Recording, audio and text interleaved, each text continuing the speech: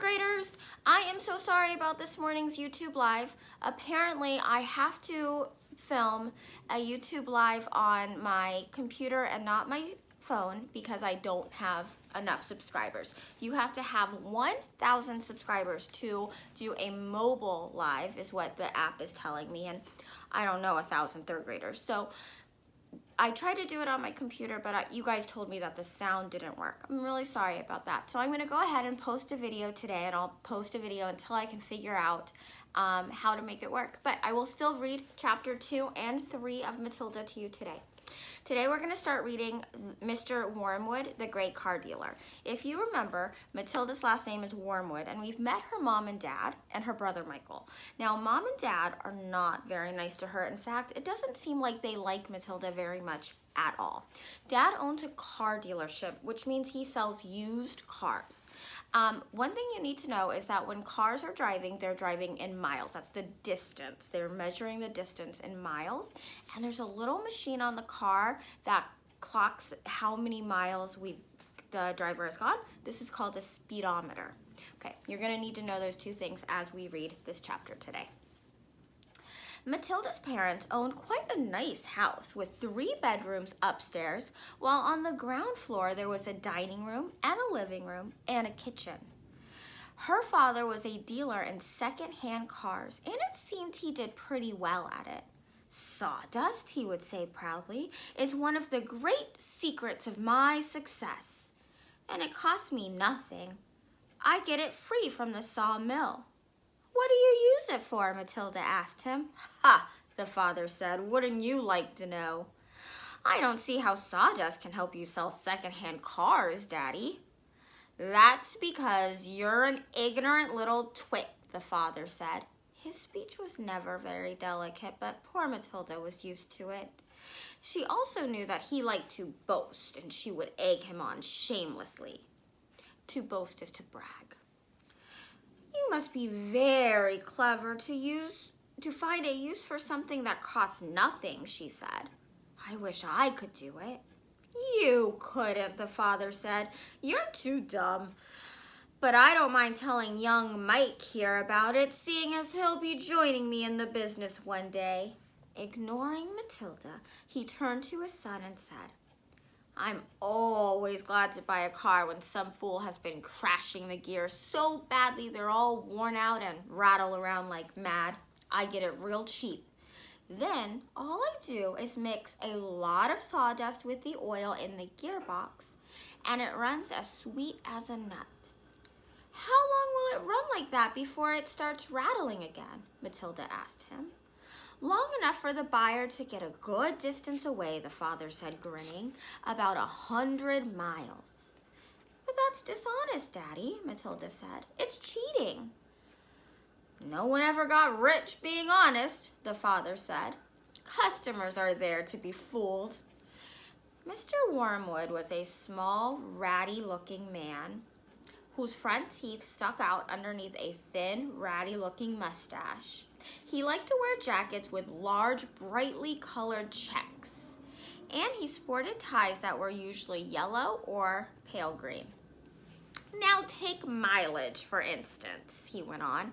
"Anyone who's buying a second-hand car, the first thing he wants to know is how many miles it's done, right?"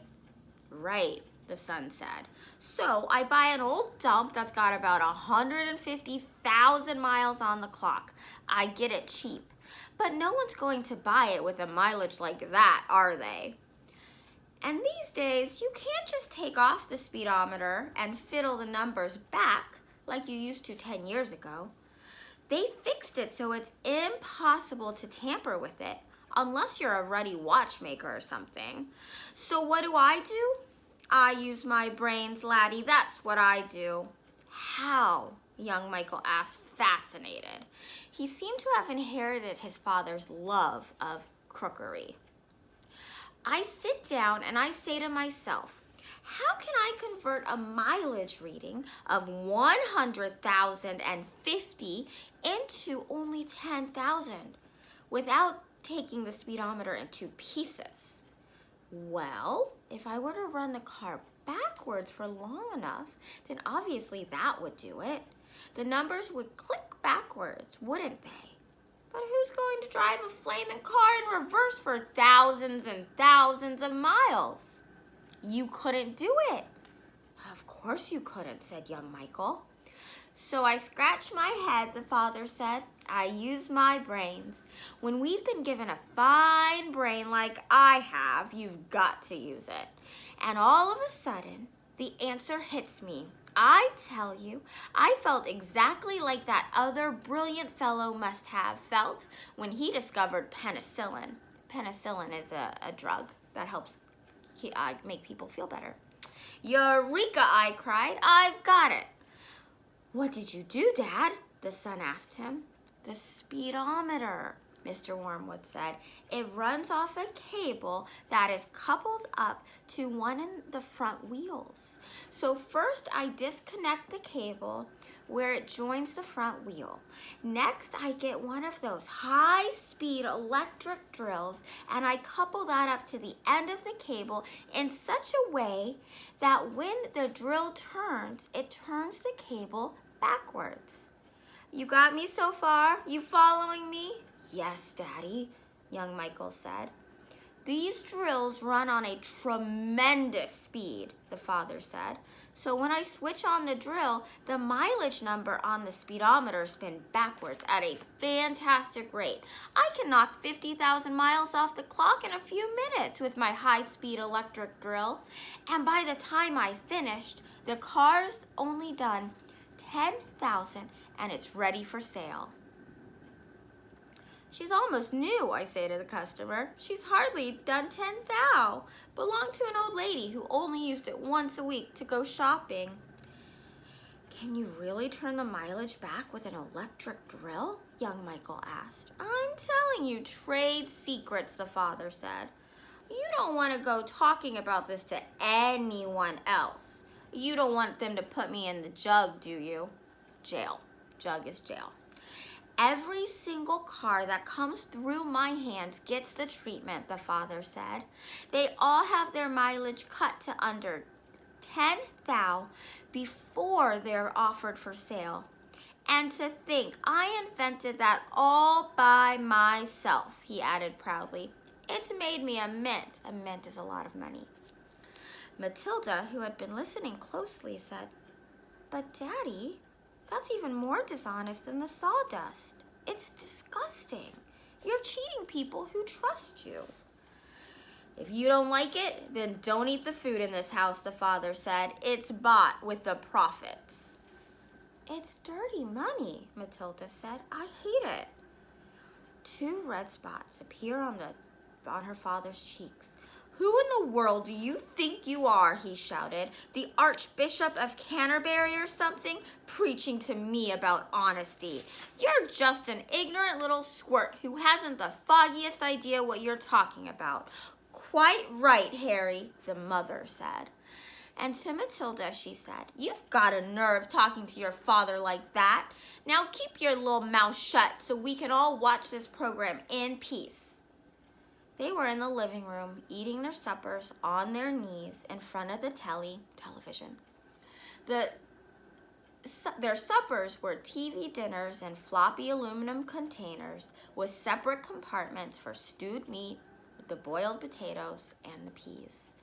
Mrs. Wormwood sat munching her meal with her eyes glued to the American soap opera on the screen. She was a large woman whose hair was dyed platinum blonde, except where she could see the mousy brown bits. You could see the mousy brown bits growing out from the roots. She wore heavy makeup, and she had one of those unfortunate bulging figures where the flesh appears to be strapped in all around the body to prevent it from falling out. There's Matilda and her family. Mummy, Matilda said, would you mind if I ate my supper in the dining room so I could read my book? The father glanced up sharply. I would mind, he snapped. Supper is a family gathering and no one leaves the table till it's over. But we're not at the table, Matilda said. We never are. We're always eating off our knees and watching the telly. "What's wrong with watching the telly, may I ask?" the father said. His voice had suddenly become soft and dangerous. Matilda didn't trust herself to answer him, so she just kept quiet. She could feel the anger boiling up inside her. She knew it was wrong to hate her parents like this, but she was finding it very hard not to do so. And here's a picture of Mr. Wormwood eating dinner and being very mad at Matilda. All the reading she had done had given her a view of life that they had never seen. If only they would read a little Dickens or Kipling, they would soon discover there was more to life than cheating people and watching television. Another thing, she resented being told constantly that she was ignorant and stupid, when she knew she wasn't. The anger inside her went on boiling and boiling, and she lay in bed that night. As she lay in bed that night, she made a decision. She decided that every time her father or her mother was beastly to her, she would get her own back in some way or another. Get her own back, the author is saying that she would get revenge. A small victory or two would help her learn to tolerate their idiocies and would stop her from going crazy. You must remember that she was still hardly 5 years old, and that it is not easy for somebody as small as that to score points against an all-powerful grown-up. Even so, she was determined to have her go. Her father, after what happened in front of the telly that evening, was the first on her list. I wonder how Matilda is going to get back at her father. The second chapter we're going to read today is called The Hat and the Super Glue. Can you make a prediction about what you think Matilda's going to do to have her go at her father? The following morning, just before the father left for his beastly second-hand car garage, Matilda slipped into the cloakroom and got hold of the hat he wore each day to work. She had to stand on her toes and reach up as high as she could with a walking stick in order to hook the hat off the peg. And even then, she only just made it. The hat itself was one of those flat-topped pork pie jobs with a jay's feather stuck in the hat band, and Mr. Wormwood was very proud of it. He thought it gave him a rakish, daring good look, especially when he wore it at an angle with those loud checkered jacket and green tie. Matilda, holding the hat in one hand and a thin tube of super glue in the other, proceeded to squeeze a line of glue very neatly all around the inside rim of the hat. Then she carefully hooked the hat back onto the peg with the walking stick. She timed this operation very carefully, applying the glue just as her father was getting up from breakfast. Mr. Wormwood didn't notice anything when he put the hat on, but when he arrived at the garage, he couldn't get it off. Super glue is very powerful stuff. So powerful, it will take your skin off if you pull too hard. Mr. Wormwood didn't want to be scalped, so he had to keep the hat on his head the whole day long. Even when putting sawdust in gearboxes and fiddling with the mileage of cars with his electric drill, in an effort to save face means not to be embarrassed. He adopted a casual attitude, hoping that his staff would think that he actually meant to keep the hat on his head all day long, just for the heck of it, like, gangsters in the films. When he got home that evening, he still couldn't get the hat off. "Don't be silly," his wife said. "Come here, I'll take it off for you." She gave the hat a sharp yank. Mr. Wormwood let out a yell that rattled the window panes. "Ow!" he screamed. "Don't do that. Let go. You'll take off half the skin off my forehead." Matilda, nestling in her usual chair, was watching this performance over the rim of her book with some interest. Here we can see Mom trying to get the hat off Dad's head and Matilda peeking over her book. "What's the matter, Daddy?" she said. "Has your head suddenly swollen or something?" The father glared at his daughter with deep suspicion and said nothing. How could he? Mrs. Wormwood said to him, "It must be super glue. It couldn't be anything else.